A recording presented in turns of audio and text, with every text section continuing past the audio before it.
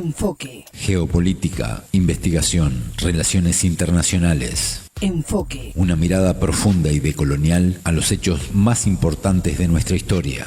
Enfoque. Comunicación articulada para el buen vivir. Pueblos con memoria. Se cumplieron 3 años de la guerra en Ucrania. ¿Cómo pasó Volodymyr Zelensky de héroe a dictador? Bienvenidos, bienvenidas. Esto es Enfoque con Alejandra Patrone y la producción de los pueblos y movimientos articulados en Avia Yala Soberana. Hoy, junto al analista mexicano Salvador González Briceño, asesor legislativo en materia de seguridad pública. La entrevista. Salvador, ¿cómo estás? Bienvenido a Enfoque, es un gusto recibirte. Muy bien, muchas gracias, Alejandra. No, al contrario, gracias por la invitación y bueno, pues aquí estamos a la orden. Se cumplieron este 24 de febrero 3 años del inicio de la guerra en Ucrania. ¿Cómo evalúas el desarrollo de este conflicto? Bueno, yo vengo diciendo desde el principio, desde antes incluso de que arrancara la incursión de Rusia, el ejército ruso en Ucrania, que este era un conflicto perdido para la OTAN y perdido para Ucrania, por supuesto, y perdido para Estados Unidos. Es decir, no tenían ni la preparación suficiente, al menos como organismo atlantista en los países, tanto los países como la propia OTAN, salvo lo que habían hecho para preparar al ejército ucraniano, ahí sí, en capacitación y en armamento, etcétera, etcétera, y el escenario, por supuesto, que generaron ahí en contra de la población civil del este de Ucrania, para propiciar o generar la reacción de Vladimir Putin, en este caso de Rusia, en defensa, por supuesto, de la población prorrusa del Donbass, y que provoca, insisto, genera esa incursión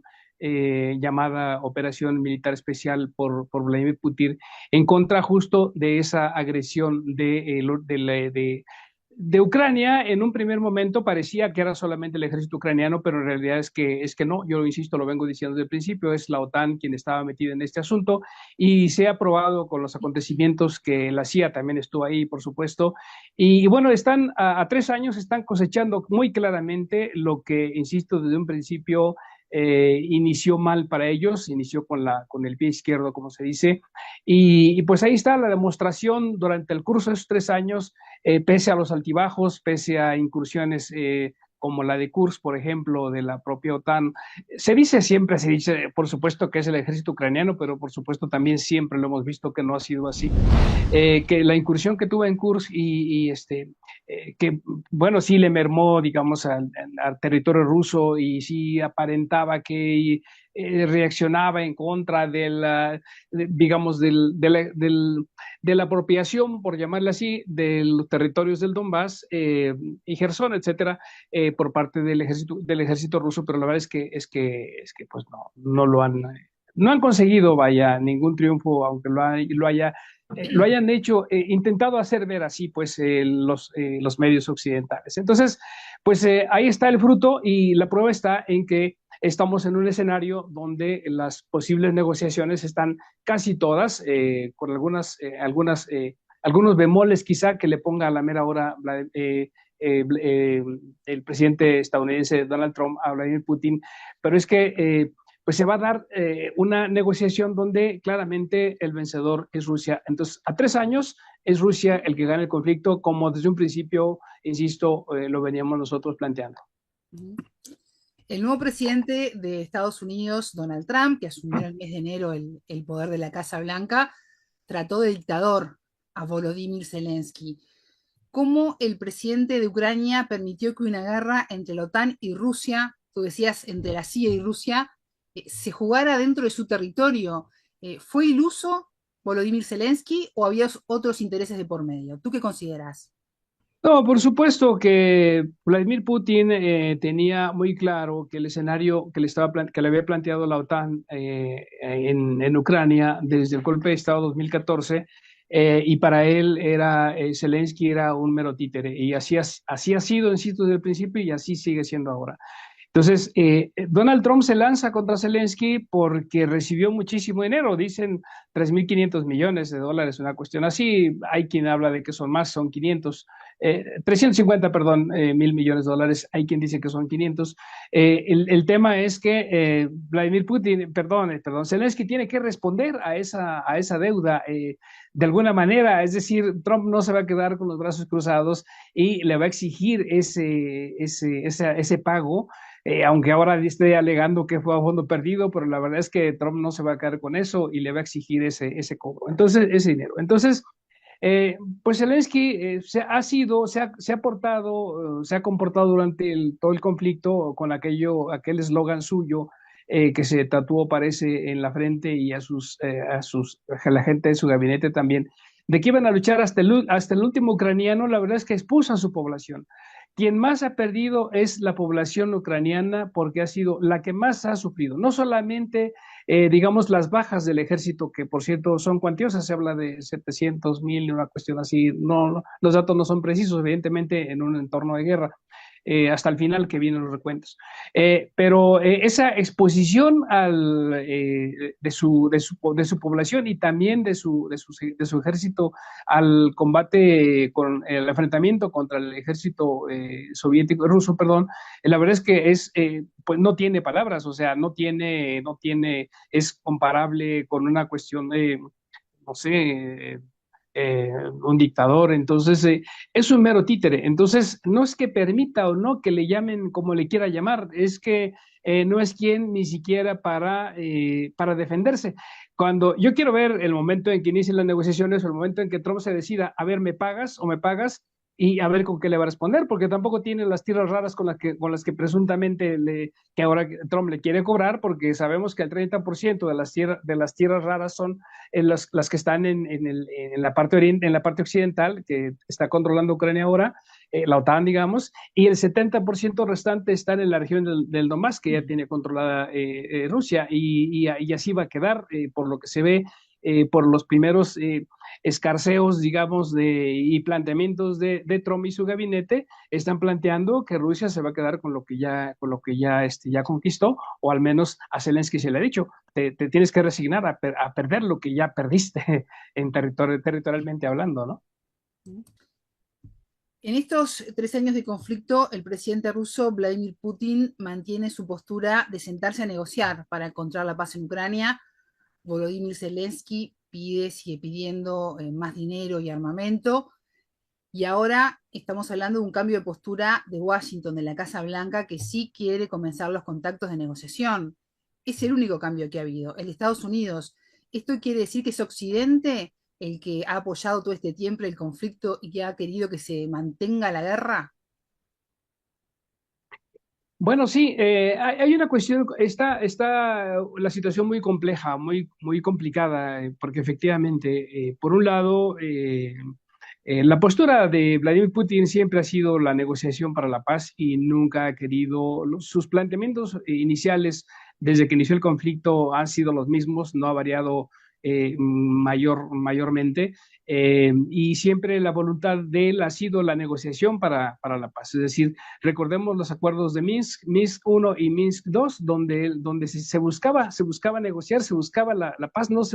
Putin nunca buscó la guerra, nunca buscó la invasión tampoco del territorio de Ucrania, siempre quiso negociar para que se llegara a algún acuerdo con Occidente. Y un acuerdo no solo en función de la seguridad, por cierto, en términos de Rusia-Ucrania, sino que Putin ha estado planteando siempre, el enfoque siempre ha sido hacer una especie de tratado, evidentemente, sobre la seguridad europea, donde se incluye a Rusia, cosa que pues, nunca se le tomó en cuenta, ¿no? Entonces, ese es un tema que le favorece mucho a Putin y un tema que, por supuesto, le desmerece a toda la Unión Europea, porque toda aquella campaña en contra de Rusia o antirrusa, antirrusa o anti-Putin, de que Rusia estaba lista para invadir y de que no quería la paz, es totalmente una falsedad. Entonces, por un lado. Por otro, Estados Unidos, ahora que se está desprendiendo, digamos, del planteamiento de la confrontación con Rusia, como la fuerza mayor, por supuesto, de la OTAN, quien más aporta recursos a a su sostenimiento, está ese planteamiento de Trump de deslindarse o de decir, bueno, vamos a la negociación, es primero porque no quiere el conflicto, segundo porque quiere recuperar lo perdido y tercero porque no tiene la misma línea de Biden, sino todo lo contrario. Entonces, eso le genera evidentemente un conflicto a la otra parte, que es Europa, que es todos los integrantes de la OTAN. El conflicto que les genera es que ellos sí quieren seguir en la guerra. Primero están reaccionando en contra de que no se les invita y eh, bueno, lo acabamos de ver, Macron estuvo ayer o hoy, no recuerdo, en reunión con el presidente Trump en Estados Unidos, vi que vienen a intentar conseguir alguna participación porque Trump los está dejando fuera de la negociación de la pacificación, porque Trump lo quiere negociar directamente con Putin, ¿no? Vamos a negociar la paz. Y Europa no se quiere quedar atrás, Europa quiere ser parte. Eh, con todo y bueno, ya lo sabemos, Europa se ha comportado como de una manera muy servil en este conflicto, pero sí ha aportado recursos, por supuesto, y ha aportado también asesoría, también armamento, y no se quiere quedar fuera de la negociación porque cree que forma parte del problema en cuanto al momento en que venga, digamos, el reparto de lo que se tenga que repartir de Ucrania, porque Ucrania va a desaparecer como país, si no es que ya está desaparecida. Entonces, Europa no se quiere quedar atrás. Lo acaba de anunciar von der Leyen, me parece, que hoy mismo en Europa, que van a seguir aportando recursos, 3.500 millones de euros. A Ucrania, entonces no van a dejar solo a Zelensky, y eso, insisto, complica la situación, porque entonces por un lado está Trump, que quiere la pacificación, quiere la negociación con Putin, perdón. Y por otro lado está Europa, los países europeos, que dicen, no, a ver, no solo queremos participar en la negociación, sino y ser parte del botín, no hay de otra, sino que también seguimos apoyando con recursos a Zelensky. Entonces siguen intentando legitimar a un Zelensky que por supuesto no es quien, ya estaba sostenido ahí por Estados Unidos y bueno, también por Gran Bretaña. Pero no es quien, porque pues un dirigente ilegítimo. Pero Europa, insisto, no se quiere quedar atrás. Y bueno, eso de seguir aportando recursos a Zelensky, entonces enreda o complica mucho la situación. Porque Europa, insisto, se quiere meter no solo a la negociación, sino al reparto del botín. Ujú. Salvador, hablaste de la figura de Zelensky y cómo queda Europa en todo este conflicto. Pero ¿qué pasa con la OTAN? Va a aceptar la paz? ¿Va a seguir cercando a Rusia y como extensión luego a China? ¿Cómo toma este acercamiento? Un tema ahí, digamos, también muy complicado. Es decir, la OTAN, por supuesto, no debería existir desde que desapareció el Pacto de Varsovia, desde que cayó la Unión Soviética. Desde entonces no debería existir la OTAN. La OTAN ha existido, como evidentemente lo sabemos, como el brazo armado de Estados Unidos en Europa para controlar militarmente a Europa. Lo controla de otras muchas maneras, pero militarmente lo controla a través de la OTAN. Y con el planteamiento de los nuevos enemigos, digamos, de Estados Unidos, que sería, por un lado, o más bien el principal enemigo, que como está catalogando a China, pues la OTAN parece que no desfallece, es decir, parecería que con la negociación de este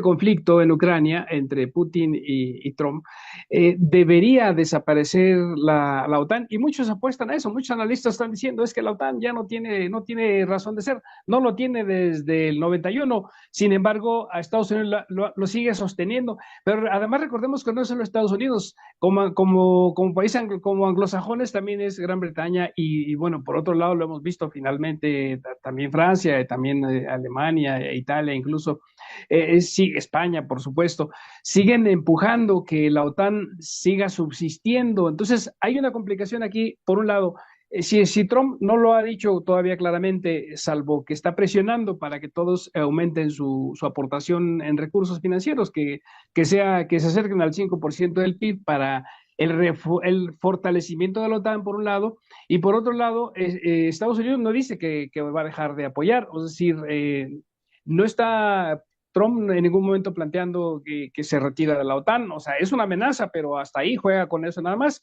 porque a Estados Unidos le conviene seguir manteniendo a la OTAN como ese organismo que ahora está proyectándose, está planteándose justo ir hacia el Asia-Pacífico, hacia el Pacífico, ahí donde China tiene sus escenarios marítimos, digamos. Y bueno, realmente no se ve muy claro hacia dónde, pero yo creo que la OTAN va a seguir con todo y no debería existir, la van a seguir sosteniendo, pero, insisto, ahora con mayores recursos de Europa. Es decir, los europeos están siendo utilizados, por supuesto, por Estados Unidos, como la ha estado siendo desde siempre, desde la Guerra Fría, toda la Guerra Fría, van a seguir siendo utilizados.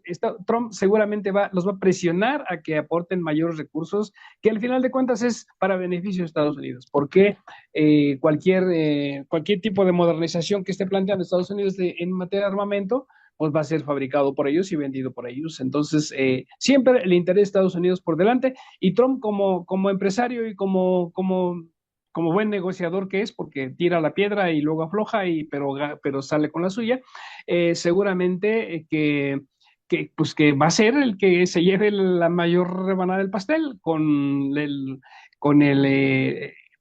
digamos, una mayor crisis o debacle para los propios países europeos. Pero utilizando siempre la OTAN como ese brazo armado ahora en contra de lo que ha catalogado como principal enemigo para Europa en el mundo, que es China. Salvador, leía declaraciones de Volodymyr Zelensky asegurando que él va a dejar el poder en Ucrania si la OTAN le permite el ingreso. Ya la alianza militar dijo que Ucrania no va a ingresar a la OTAN. ¿Podrá Estados Unidos hacer que el presidente ucraniano deje el poder? ¿Presionará allí también? Yo creo que sí, yo creo que Trump, si se lo propone, lo vota en cualquier momento, no le resulte, no es útil, pero que no le resulte viable sostenerlo. Primero le va a sacar, por supuesto, el acuerdo de Estados Unidos-Ucrania en términos de las tierras raras. Trump va a hacer lo que sea para sacarle el acuerdo, con todo y la legitimidad de Zelensky, pero es quien representa, digamos, ¿no? Y es el reconocido al menos por la OTAN, por los países europeos. Entonces, primero le va a sacar ese acuerdo y seguramente cuando lleguen las negociaciones le va a decir o elecciones o no firmas nada. Putin lo venía previendo de tiempo atrás, también, que no solo no estaba dispuesto a no sentarse con Zelensky, sino que mucho menos a firmar ningún acuerdo con él, porque por esa ilegitimidad desde mayo del año pasado. Pero sí decía, bueno, puede firmar la Duma, puede firmar el Poder Legislativo, que sí tiene toda la legitimidad, lo decía Putin, ¿no? Entonces, por ahí va a venir una cuestión rara. Por un lado, curiosa, por un lado, Trump va a presionar a Zelensky para negociar lo que tenga que negociar, y muy fácil, porque lo presiona con todo lo que le debe, todo lo que le está reclamando, los recursos, los fondos que ahora dice que fueron a fondo perdido, ahora se está defendiendo de esa manera Zelensky, que pues Biden se los regaló y que pues como quien dice no tenían devolución, pero por ese lado lo va a presionar Trump para sacarle el acuerdo que quiera, sobre lo que quiera, territorialmente hablando, o en materia de recursos, sobre todo las tierras raras, por un lado, y por otro lado, cuando no le sea útil lo vota, porque con quien va a negociar al fin de cuentas va a ser la paz va a ser con Putin. Entonces, ellos se van a sentar. Europa va a seguir respingando, o sea, Europa no se va a quedar callada, no va a seguir haciendo ruido.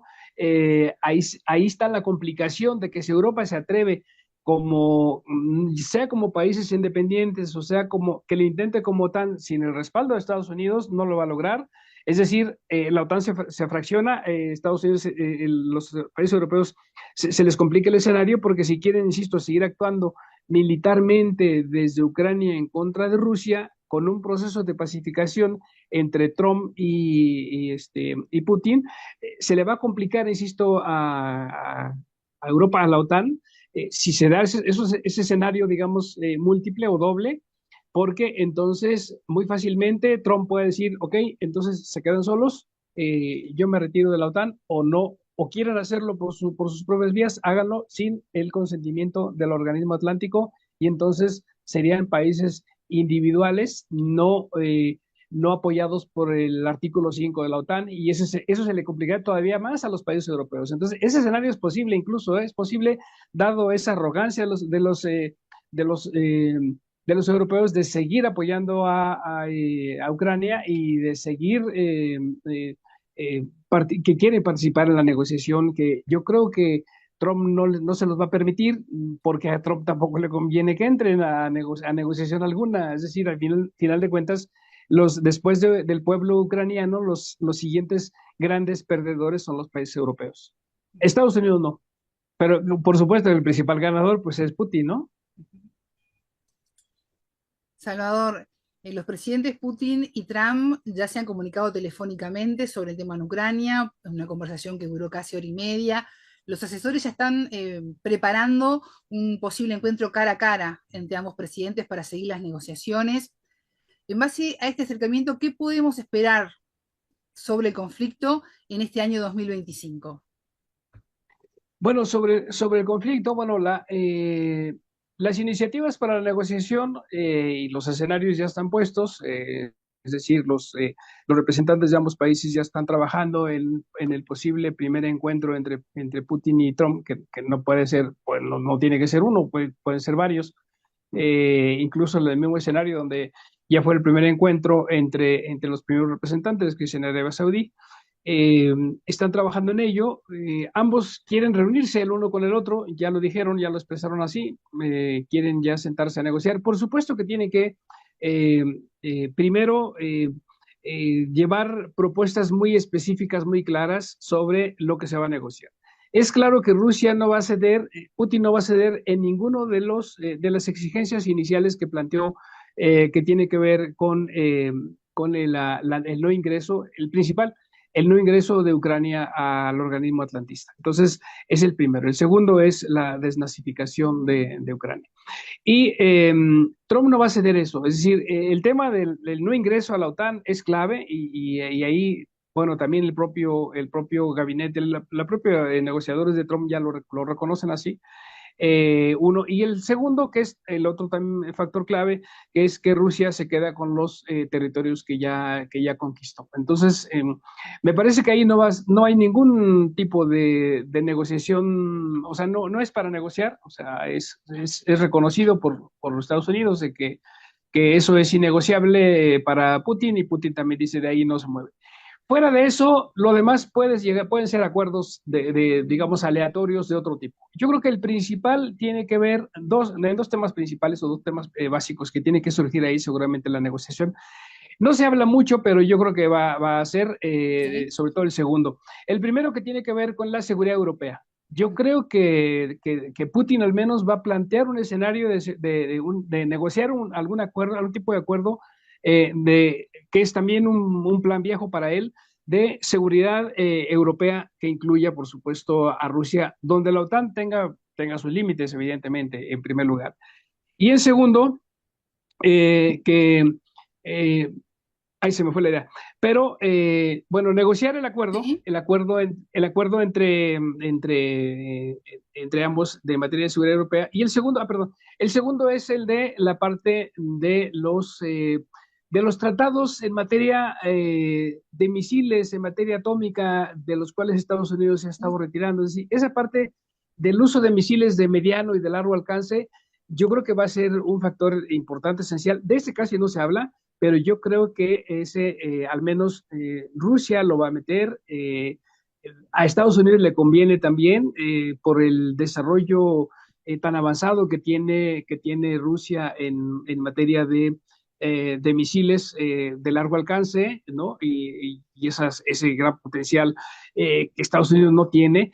Pero yo creo que si eso lo plantea Rusia, con esas ventajas, digamos, que tiene en términos de desarrollo de misiles de largo alcance, a Estados Unidos le conviene y yo creo que ahí puede salir un nuevo escenario de negociación de contención nuclear importante. Insisto, en cuanto al tema del uso controlado o del no uso de los misiles de mediano y largo alcance, sobre todo los de largo alcance, evidentemente, que es los que más le interesarían a Estados Unidos.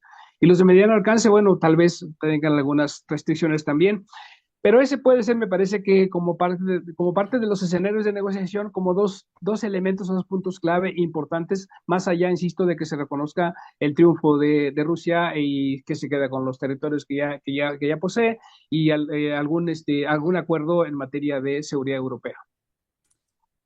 Sin lugar a dudas, el tema misiles y la seguridad europea son dos temas muy importantes que vamos a estar abordando más adelante aquí en Enfoque, vamos a profundizarlos. Salvador González Briceño, analista mexicano, asesor legislativo en materia de seguridad pública. Muchísimas gracias por estos minutos con Enfoque. Gracias a ti, Alejandra Patrone. Muchas gracias y gracias. Un saludo a tu auditorio y estamos a la orden. Hasta luego.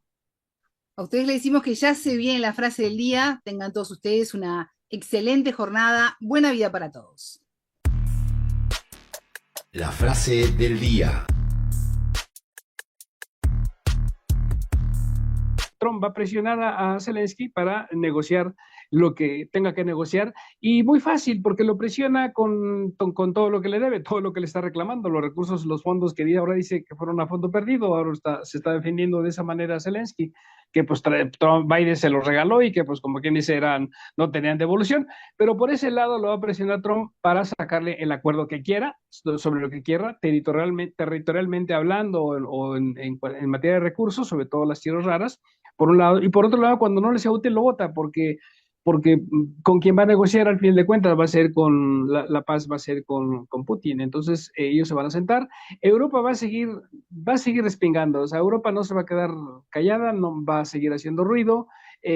Ahí está la complicación de que si Europa se atreve sea como países independientes, o sea, como que le intente como OTAN sin el respaldo de Estados Unidos, no lo va a lograr.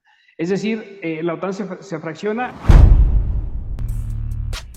Enfoque, con Alejandra Patrone y la producción de los pueblos y comunidades articulados en Abya Yala Soberana para www.radiovictoriagt.com.